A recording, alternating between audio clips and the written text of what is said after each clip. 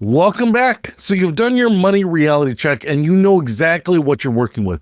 Now comes the fun part, actually creating a budget that won't make you want to throw your phone across the room after a week.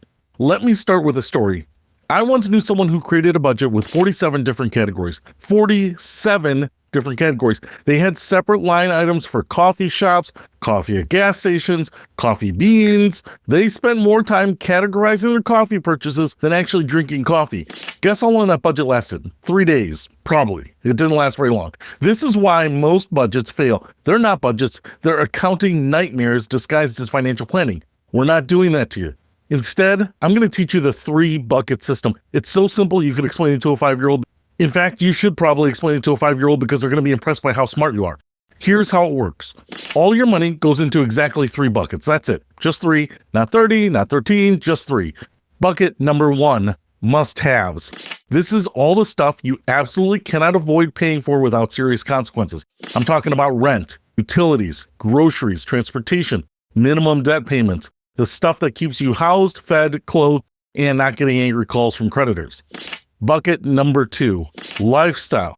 This is everything that makes life worth living. So, like going out with friends, hobbies, streaming services, the weird obsession some people have with houseplants.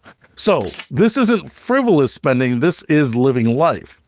Bucket number 3 is future you. This is savings, emergency fund, extra debt payments, retirement contributions.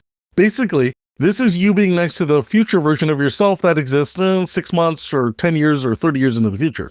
You're going to really appreciate present you when you become future you. Now, here's the beautiful part of the system. You don't actually have to track every single purchase. You just need to know which bucket it comes from. Did you buy lunch? That's the lifestyle bucket. Did you pay rent? That's the must-haves bucket. Did you put money into savings? That's the future you bucket. All right? But wait, you're probably wondering how much money goes into each bucket. So that's a great question. Here's a starting framework that works for most people just getting started. Roughly 50 to 60% should go to the must-haves. This covers all your fixed expenses plus essentials like groceries and gas. If you're spending more than 60% here, don't panic. We'll work on that. If you're spending less than 50% here, congratulations, you're already ahead of the game. About 20 to 30% should go to the lifestyle bucket. So, I'm actually saying it right here that you should budget for fun. Shocking, as a financial professional, I know. But here's the thing. If you don't budget for enjoyment, you'll end up spending it anyway, and then you'll feel guilty about it. So it's better to plan for it and enjoy it guilt-free. The remaining 10 to 20% goes to the future you bucket. Now, if you're just starting out and 10% feels impossible, start with whatever you can, even if it's just $25 a month. The habit is more important than the amount right now. Here's where the system gets really powerful. You set up automatic transfers. As soon as your paycheck hits your account, the money automatically flows into your 3 buckets. You can use separate bank accounts or just keep track mentally, whatever works for your brain. And many banks actually allow you to take one account and separate it into multiple sub-accounts. So you could label each of these sub-accounts as their respective bucket. Now, the must-haves money stays in your checking account because you need to access it to pay bills. The lifestyle money can stay there too, but some people like to move it to a separate account so they don't accidentally spend it on rent. The future you money definitely goes somewhere separate, a savings account, an investment account, wherever it can grow and be slightly annoying to access so you're not tempted to raid it.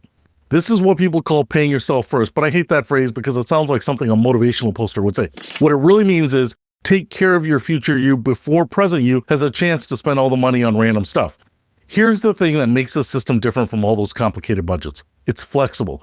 If you overspend in one category, you can adjust. Spend too much on lifestyle this month? Either take it from next month's lifestyle bucket or find a little extra from the must-haves if possible.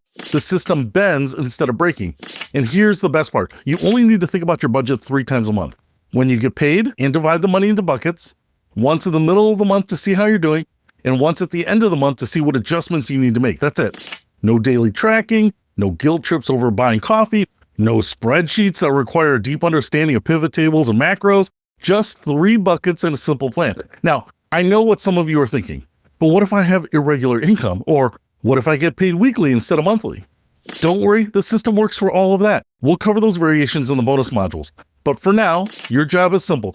Look at that money reality worksheet you filled out in Module 1 and figure out how to split those numbers into 3 buckets. Start with your must-haves, then decide how much you want for lifestyle, and put whatever's left towards the future you. And remember, this doesn't have to be perfect. It just has to be better than what you're doing now, which for most people is hoping everything works out and crossing their fingers every time they access the ATM. Set up your 3 buckets this week. If you want to use separate bank accounts, that's fine. If you want to just write the amounts on a piece of paper and stick it in your bathroom mirror, that also works. The system works regardless of how fancy or simple you make it. Next up, we're diving deep into that must-haves bucket because I bet there are some expenses in there that aren't must-haves as you think. So I'll see you in Module 3.